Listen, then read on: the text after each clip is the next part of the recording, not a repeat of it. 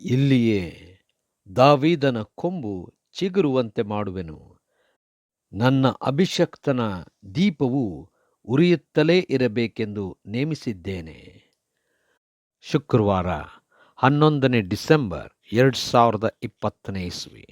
ಈ ದಿನದ ವಾಕ್ಯ ಧ್ಯಾನಕ್ಕಾಗಿ ನಾನು ಆರಿಸಿಕೊಂಡಿರುವಂಥ ವೇದ ಭಾಗವು ಶ್ರೀ ಮತ್ತಾಯನು ಬರೆದ ಸುವಾರ್ತೆ 1ನೇ ಅಧ್ಯಾಯದ 23ನೇ ವಚನ. ಇಗೋ, ಒಬ್ಬ ಕನ್ನಿಕೆಯು ಗರ್ಭಿಣಿಯಾಗಿ ಮಗನನ್ನು ಹಡೆಯುವಳು, ಆತನಿಗೆ ಇಮ್ಮಾನುವೇಲ್ ಎಂದು ಹೆಸರಿಡುವರು ಎಂಬುದೇ. ದೇವರು ನಮ್ಮ ಕೂಡ ಇದ್ದಾನೆಂದು ಈ ಹೆಸರಿನ ಅರ್ಥ ಎಂಬುವಂಥದ್ದೇ. ಕರ್ತನಲ್ಲಿ ಪ್ರೀತಿಯುಳ್ಳ ದೇವ ಜನರೇ, ಶುಭೋದಯ. ನಾವು ಎಲ್ಲಿದ್ದರೂ ಹೇಗಿದ್ದರೂ ದೇವರು ನಮ್ಮ ಪರವಾಗಿ ಪ್ರೀತಿ ಮಾಡುವುದರಿಂದ ನಮಗೋಸ್ಕರವಾಗಿ ತನ್ನ ಮಗನನ್ನು ಕೊಟ್ಟಿದ್ದಾನೆ. ದೇವರ ನಾಮಕ್ಕೆ ಸ್ತೋತ್ರ ಉಂಟಾಗಲಿ. ಕರ್ತನಲ್ಲಿ ಪ್ರೇರೆ, ಈ ವಾಕ್ಯ ಧ್ಯಾನ ಮಾಡೋಣ. ಈ ದಿನದ ವಾಕ್ಯ ಧ್ಯಾನದ ಶೀರ್ಷಿಕೆ ದೇವರು ನಮ್ಮ ಕೂಡ ಇದ್ದಾನೆ ಎಂಬುವಂಥ ವಿಚಾರ.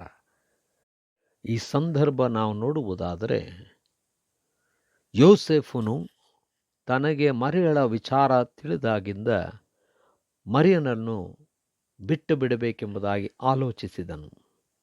ಆ ಸಂದರ್ಭದಲ್ಲಿ ದೇವದೂತನು ಬಂದು ಯೋಸೇಫನಿಗೆ, ಮರಿಯಳು ಗರ್ಭಿಣಿಯಾದದ್ದು ಪವಿತ್ರಾತ್ಮನಿಂದಲೇ, ಆಕೆಯು ಮಗನನ್ನು ಹಡೆಯುವಳು, ಆತನಿಗೆ ಯೇಸು ಎಂದು ಹೆಸರಿಡುವರು ಎಂಬುವಂಥದ್ದು.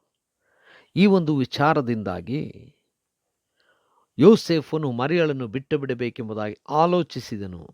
ಆದರೆ ದೇವದೂತನು ಬಂದು ಮರಿಯಳ ಗರ್ಭವು ಪವಿತ್ರಾತ್ಮನಿಂದ ಆದದ್ದು ಎಂಬುದಾಗಿ ಹೇಳಿದ ನಂತರ ಯೋಸೇಫನು ಆಕೆಯನ್ನು ಬಿಟ್ಟು ಬಿಡದೆ ಆಕೆಯೊಂದಿಗಿದ್ದನು ಎಂಬುದಾಗಿ ನೋಡ್ತೇವೆ.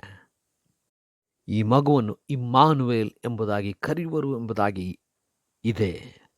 ಇಮ್ಮಾನುವೇಲ್ ಅಂದರೆ ದೇವರು ನಮ್ಮ ಸಂಗಡ ಇದ್ದಾನೆಂಬುದಾಗಿ ಇದರ ಅರ್ಥ.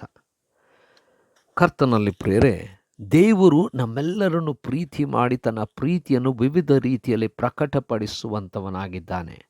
ಅದರಲ್ಲೂ ವಿಶೇಷವಾಗಿ ನಮ್ಮ ಜೀವನದ ವಿಶೇಷವಾದಂಥ ಸಂದರ್ಭಗಳಲ್ಲಿ ದೇವರ ಅದ್ಭುತವಾದಂಥ ಕಾರ್ಯವನ್ನು ನಾವು ನೋಡ್ತಾ ಬಂದಿದ್ದೇವೆ.